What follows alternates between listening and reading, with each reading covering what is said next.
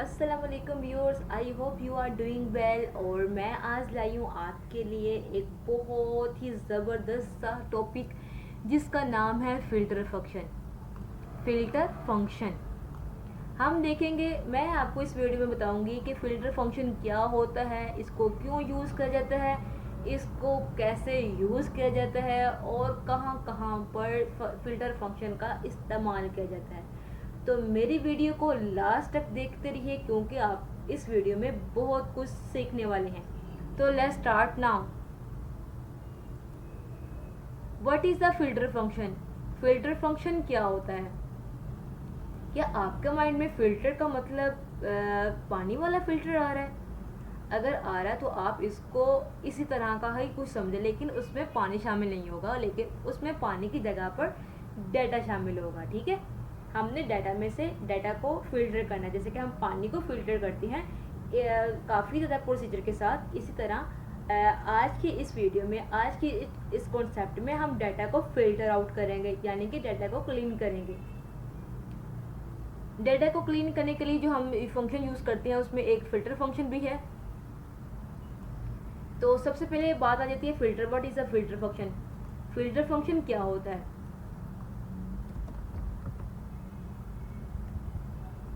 Filter function Excel का एक dynamic formula है जो किसी डाटा की रेंज में से स्पेसिफिक टारे के मुताबिक रो को फिल्टर करके उसको रिटर्न वापस करता है।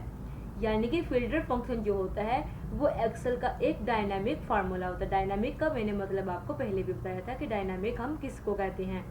वो चीज़ें जिसको अगर आप डाटा को अपडेट करने के बाद उसमें कोई फ़र्क ना पड़े तो उसको हम डायनामिक कहते हैं।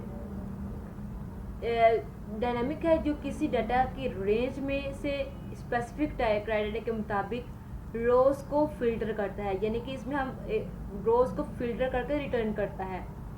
यानी कि पिछले वाले हमने में रो की बात नहीं की, लेकिन इस फिल्टर वाले कॉलम में हमने पिछले हमने टॉपिक पर बात की थी यूनिक फंक्शन की, लेकिन और आज की इस टॉपिक पर बात करनी है फिल्टर फंक्शन की। तो फिल्टर फंक्शन में हम स्पेसिफिकली यूज़ करेंगे, मतलब कि हम बात करेंगे रोज को। यूनिक फंक्शन में अगर हम बात करें तो उसमें रो को देखने के लिए, रो में से डुप्लीकेट को देखने के लिए बाय कॉलम यानी उसकी जगह पर ट्रू लिखते हैं। और फिल्टर फंक्शन को हम एग्जैक्ट इसका फॉर्मूला लिखेंगे, लेकिन ये क्या करेगा, रोज को फिल्टर करके रिटर्न करेगा।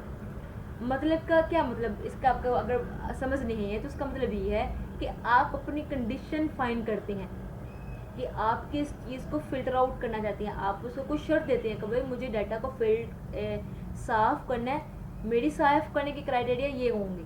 ठीक है, तो आपने उसको क्लियर चीज़ें बतानी है। एक्सेल सिर्फ वही रोज दिखाता है जो इस कंडीशन पर पूरा उतरती हैं। यानी कि अगर कंडीशंस में, यानी कि अगर आपने इसको लॉजिकल कंडीशन प्रोवाइड कर दी है एंड की, और की, इफ़ की, तो ये उसके अकॉर्डिंग ही काम करेगा, इसके अलावा काम नहीं करेगा। उसके बाद क्या है, ये फंक्शन ट्रेडिशनल फिल्टर बटन का स्मार्ट अल्टरनेटिव है।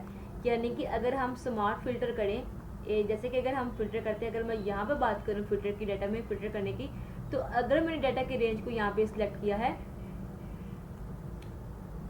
इसमें थोड़ी सी ब्राउजिंग है तो मैं इसको इसलिए ये देखें, अगर मैंने यहाँ पे डाटा को सिलेक्ट किया है और सिलेक्ट करने के बाद मुझे यहाँ पे फिल्टर को अप्लाई करना है, तो मैं क्या करूँगी, यहाँ पे राइट क्लिक किया। राइट क्लिक करने के बाद मेरे पास फिल्टर का ऑप्शन कहाँ पर आ रहा है, चलिए हम इसका फिल्टर का ऑप्शन ढूंढते हैं। यानी कि अगर मैं इसको देख रही हूँ और इसको अगर मैंने फ़िल्टर करना है तो इंसर्ट पे जाएंगे। इंसर्ट पे जाने के बाद यहाँ पे ड्रॉप डाउन और कमेंट्स आ गया, और इसके अलावा फॉर्मेट की मैं बात करूँ तो थीम, कलर्स, अलाइनमेंट, जी ये देखिए merge cell, convert to table, और साथ में आ जाएगा मोस्टली हमारे पास फिल्टर का ऑप्शन था ना, वो उसमें भी आ रहा होता है, यानी कि टेबल में। अगर मैं यहाँ पर, यानी कि अगर मैं यहाँ पर डाटा को मैंने सेलेक्ट किया है, सेलेक्ट करने के बाद राइट क्लिक किया। राइट क्लिक के बाद अगर मैंने इसको टेबल में कन्वर्ट करना है, यानी कि format, convert, conditional formatting, convert to table. अगर मैं टेबल को इस रेंज को टेबल में मैंने कन्वर्ट कर लिया, अब यहाँ पर मैं फिल्टर फंक्शन जो है वो इजीली अप्लाई कर सकती हूँ। Change column type, next and done, okay. अब यहाँ पे अगर मैं फिल्टर की बात करूँ तो मुझे कॉलम एडिट टाइप चाहिए, यानी फिल्टर कॉलम मैंने की बात आ गई। ठीक है, अब मुझे कॉलम को फिल्टर करना है A to C। A to G मैंने इसको फ़िल्टर करना है, तो मैंने इसको ए टू जी के अकॉर्डिंग फ़िल्टर कर लिया। और यानी कि अब मैंने अगर मैंने सेल को देखना है, सेल को मैंने बाय कलर सॉर्ट करना है या फ़िल्टर बाय कलर करना है नॉन, और फ़िल्टर बाय कंडीशन और फ़िल्टर बाय वैल्यू। अगर मैंने इन वैल्यूज़ को भी फ़िल्टर करना चाहती हूँ तो इसके अकॉर्डिंग भी फ़िल्टर हो जाएंगे। फ़िल्टर बाय कलर करना है तो वो इसमें नहीं होगा। फ़िल्टर बाय अगर मैं नेम करूँगी तो मुझे अगर नाम चाहिए इन जस्ट नेम में से इसको मैं रिमूव कर दूँगी, इसको रिमूव कर दूँगी, इसको रिमूव कर दूँगी, इसको रिमूव कर दूँगी। अब मैं डन करूँगी तो अब आप देखेंगे डाटा मेरे पास कंप्रेस हो गया, यानी कि काम हो गया, क्योंकि मैंने उसमें काफ़ी चीज़ें, जैसे क्लियर ग्लूट को मैं फर्स्टली मेरे पास क्लियर ग्लूट आ रहा है तो मैंने इसको भी ओके कर, ये देखिए यहाँ से भी डाटा मेरा फिल्टर आउट हो गया। एक तरीका तो होगा ये वाला। दूसरा तरीका ये होता है कि हम अपने डाटा को किसी फंक्शन के ज़रिए भी फिल्टर आउट कर सकते हैं। तो आज के टॉपिक में हम यही पढ़ने वाले हैं, डिस्कस करने वाले हैं। मैं यहाँ पे क्या करूँगी, कंट्रोल-C कर दूँगी और डाटा में वापस ओरिजिनल फॉर्म में वापस आ गई। अब हम बात करते हैं कि why the filter function is use. Why the filter function use कि हम फिल्टर फंक्शन को क्यों इस्तेमाल करते हैं। फिल्टर फंक्शन से आप अपना डाटा को डायनामिकली फ़िल्टर कर सकते हैं, डाटा को डायनामिकली फ़िल्टर कर सकते हैं, ठीक है। उसके बाद क्या क्या रियल टाइम अपडेट के साथ, यानी कि आप इसको डायनामिकली तो अपडेट कर फिल्टर कर सकते हैं, लेकिन किसके साथ कर सकते हैं, डायनामिकली अपडेट के साथ, रियल टाइम अपडेट के साथ, और वो भी फार्मूला की मदद से, फार्मूला की मदद से।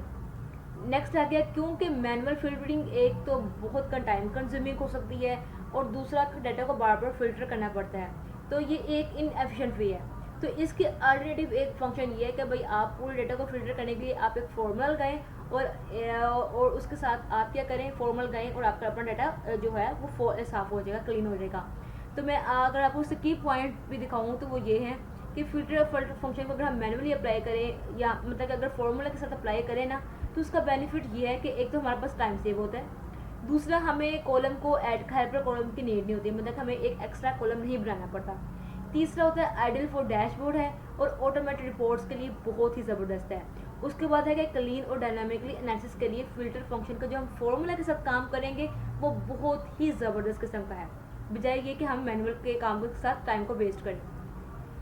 अब हम बात करेंगे कि फ़िल्टर फंक्शन को कैसे यूज़ किया जाता है। तो फ़िल्टर फंक्शन को अप्लाई करने का तरीका ये है कि भाई आपके पास आपको ना इसका फॉर्मूला आना चाहिए, यानी कि मैं अपने तमाम कॉन्सेप्ट में ये बताती हूँ कि भाई आप जो भी फॉर्मूला लिखने लगे हैं या आप पावर BI के लिखें या आप एक्सेल में कोई भी फंक्शन को यूज़ करें, लॉजिकल फंक्शन को यूज़ करें या कुछ भी करें, आपको ना उस फॉर्मूले की बैकग्राउंड रियलिटी का पता होना चाहिए, ताकि इन फ्यूचर आपको वो फॉर्मूला भूले भी ना। आप एक स्कैनर के साथ अगर आप उसको माइंड में रखेंगे ना, तो इन फ्यूचर वो आपको चीज़ माइंड से भी निकलती है और लॉन्ग टाइम के लिए आपको याद भी रहती है। इस तरह ये देखिए फिल्टर फंक्शन है, आपने एक्सेल के ऊपर लिखना है कि इक्वल टू फिल्टर, तो आप अब आपने जिस तरह से फॉर्मूला लिखना है ना उसका फॉर्मेटिंग ये होना चाहिए, यानी कि सबसे पहले हम अरे देंगे। अरे का मतलब होता है कि वो डाटा जिसमें से फिल्टर करना है। ये अरे ये भी अरे हो सकती है और अरे होती है एक, हम यहाँ से इस कॉलम को भी हम सिलेक्ट कर सकते हैं, ये होगी अरे होगी। अब उसमें इंक्लूड क्या होगा, इसमें इंक्लूड होगा, इसमें या तो हम लॉजिकल फंक्शन भी अप्लाई कर सकते हैं, अपनी मर्जी का कोई चीज़ हमें कंडीशन अप्लाई कर सकते हैं, वो लॉजिकल कंडीशन जो रो सिलेक्ट करती है। और इसके अलावा क्या है कि इफ़ एम्प्टी, यानी कि इसमें एक डायनामिकली चीज़ ये है कि अगर हमने कोई फार्मूला लगाया और फिल्टर फंक्शन फार्मूला लिखने के बाद तो कोई वैल्यू मैच नहीं हो रही, तो हम अपनी मर्ज़ी का यहाँ पर मैसेज भी लिख सकते हैं, यानी कि ये एक ऑप्शनल है। अगर कोई रिजल्ट ना मिले तो क्या दिखाएं, तो इसकी जगह पर हम लिख सकते हैं नोट फाउंड इन्वर्टेड कॉमा के अंदर। ये तो चीज़ें हो गई क्लियर। अब हम देखते हैं कि practical example of filter function, यानी कि इसको देखने के लिए एक्सेल पावर पॉइंट में तो नहीं करेंगे, तो हम प्रैक्टिकल एग्जांपल को हमेशा एक्सेल शीट के ऊपर भी सॉल्व करते हैं। तो स्टार्ट करते हैं। मैंने यहाँ पर एक्सेल शीट के बजाय गूगल की शीट को ओपन की हुई है, क्योंकि ये ज़्यादा डायनामिकली है और मेरा जो एक्सेल की जो शीट है, एक्सेल का जो टूल सॉफ्टवेयर है वो है 2019 का, और इसमें बहुत ज़्यादा एडवांस फंक्शन वहाँ पे मुझे नहीं मिलती हैं। तो इनकी प्रैक्टिस करने के लिए मैं गूगल शीट को यूज़ कर लेती हूँ, जो कि मेरे लिए बहुत ही पावरफुल और हेल्पफुल होती है। तो सबसे पहले मैं क्या करूँगी, यहाँ पे मैंने लिखना है इक्वल लिखने के बाद मैं लिखा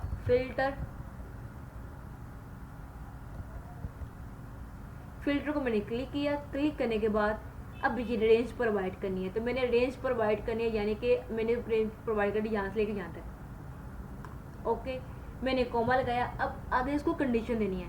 कंडीशन में मैं चाहती हूँ कि ये वाला जो सेल है ना, ये जो पूरी रेंज है, ये पूरी जो रेंज है वो इक्वल होनी चाहिए इन्वर्टेड कॉमा में। किसके इक्वल होना चाहिए? वो इक्वल होने चाहिए यानी कि CA माइनस 2014 और फिर माइनस आ जाएगा और 1158 1 और 2। ये मेरे पास जो रो होनी चाहिए वो जस्ट इसके इक्वल होनी चाहिए। तो अब मैंने ब्रैकेट शिफ्ट और 0 करके ब्रैकेट कर दिया क्लोज और यहाँ पर मैंने कर दिया एंटर। अब आप देखें उसने मुझे वही डेटा प्रोवाइड किया जो हमने यहाँ पर उसको दिया था। यानी कि अगर मैं यहाँ पे बात करूँ 812 वाला जो डेटा है हमारे पास वो कहाँ से कहाँ तक आ रहा है, वो जी आ रहा है यहाँ से लेकर यहाँ तक आ रहा है, यानी कि 6 से लेकर 13 तक। और ये भी 6, 7, 8, 9, 10, 11 और 12, यानी कि 12 तक ही हमारे पास डाटा आ रहा है और यहीं तक ही है। ओके, 812 वाला। उसके बाद क्या है, अब हमने देखना है कस्टम मैसेज। मैं अब क्या करूँगी, मैंने यहाँ पर लिखा है, यानी कि अब मैं यहाँ पे इसी की जगह पर डबल की क्लिक कर दी हूँ और यहाँ पे 12 की जगह पर ना मैं लिख देती हूँ 13। ठीक है, और मैं देखती हूँ अगर आपको ये कोई मैसेज ना मिले तो भाई अब आपने इसकी जगह पर लिखना है इन्वर्टेड कॉमा में not found, FOUND found, inverted comma close और ब्रैकेट हो गई क्लोज। एंटर किया। अभी देखिए उसने NA प्रोवाइड कर दिया। कभी आपका ये फॉर्मूला यहाँ पे नहीं है, यहाँ पे एरर क्यों शो कर रहा है, कोमा से आ गया, यहाँ पर ये चीज़ आ गई और ये चीज़ filter has mismatched the range size expected rows row count 20 and column count 1, actual row count 1 and column count 1। यानी कि वो बता रहा है कि भाई आपकी ये जो चीज़ यहाँ पे आपने लिखी है वो आपको यहाँ पे चीज़ नहीं मिली है। तो फिर कस्टम फार्मूला का क्या फ़ायदा हुआ, यहाँ पे मैं लिख देती हूँ नॉट फाउंड और चलो मैं अगर इन्वर्टेड कॉमर्स को हटा देती हूँ और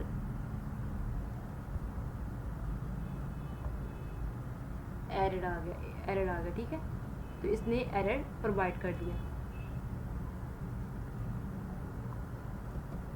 इन्वर्टेड कॉमर्स और यहाँ पे आ जाएगा इन्वर्टेड कॉमर्स। चलिए, लेकिन अगर मैं यहाँ पर लिखती हूँ 812 तो अब क्या आ रहा है, तो वो भी यही आ रहा है।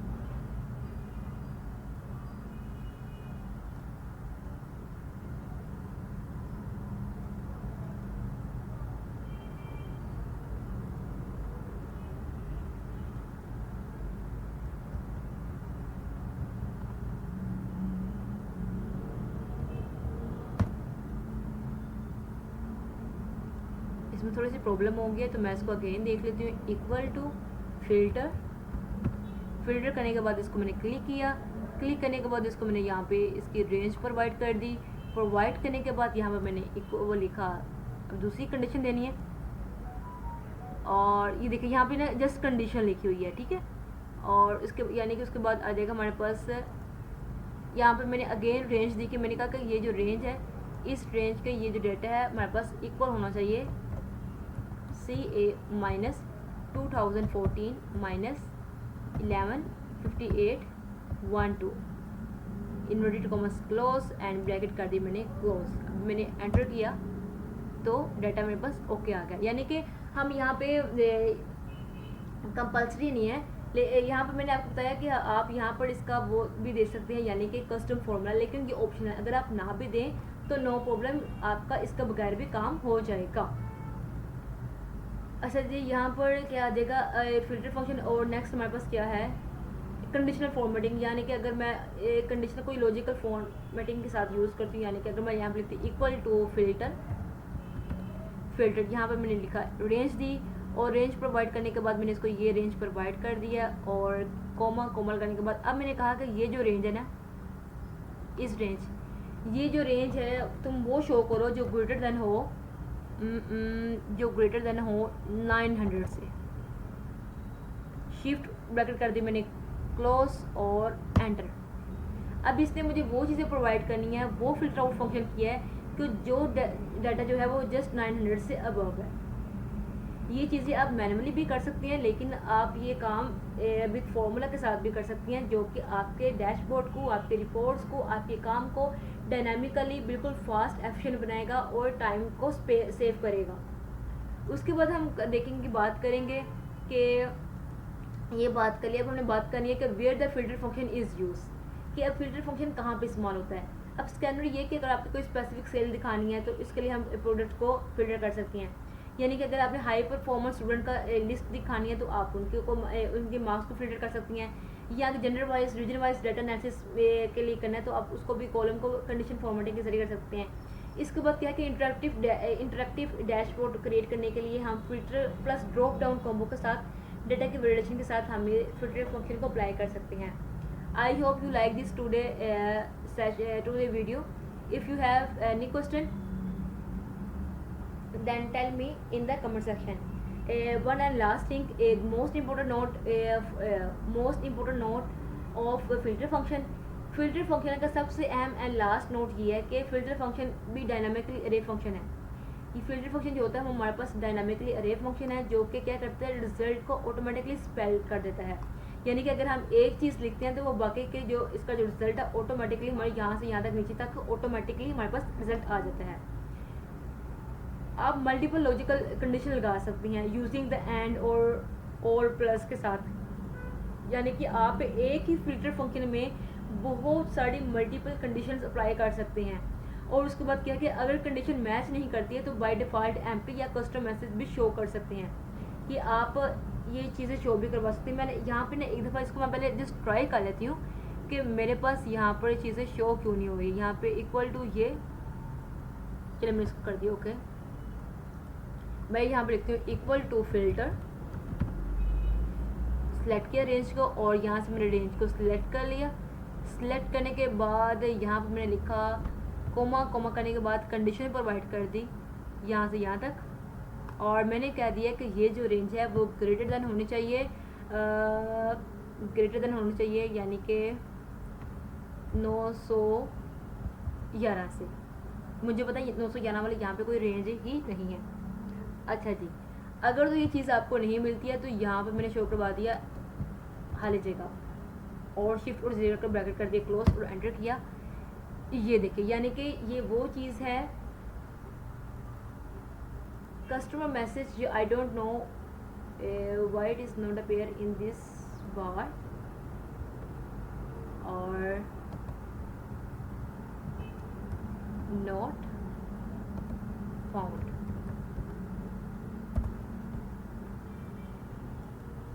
फॉर्मूला परहैप्स एरर, यानी कि वो तरह के फॉर्मूला की कोई मिस्टेक है, लेकिन आप यहाँ पे ये चीज़ ऐड भी कर सकती हैं। वो यहाँ पे इसलिए नहीं यहाँ पे हो रहा क्योंकि यहाँ पर कंडीशंस आ रही है, यहाँ पे वो उसका नहीं आ रहा लास्ट पे, यानी कि कस्टमर मैसेज करने वाला ऑप्शन यहाँ पे नहीं है। अगर यहाँ पे हमारे पास शो होता तो हम इसको यहाँ पे अप्लाई कर सकती हैं, लेकिन होपफुल के यहाँ पे माइक्रोसॉफ्ट 365 में या माइक्रोसॉफ्ट 2021 में इसकी ऑप्शन है, तो आप इसको ट्राई कर लीजिएगा। मैंने आपको मेथड बता दिया है। अगर आपको आज की लेक्चर में कुछ समझ नहीं आई तो आप पूछना चाह रहे हैं कोई क्वेश्चन तो आप मुझसे पूछ सकती हैं। And thanks for watching this and the video. आपका बहुत बहुत शुक्रिया कि आपने मेरी वीडियो को लास्ट एंड तक देखा और अपने कंसेप्ट को क्लियर किया। अगर आपको कोई क्वेश्चन हो, कोई आपको ठीक है, तो आप मुझसे कमेंट सेक्शन में पूछ सकती हैं। अल्लाह हाफिज़।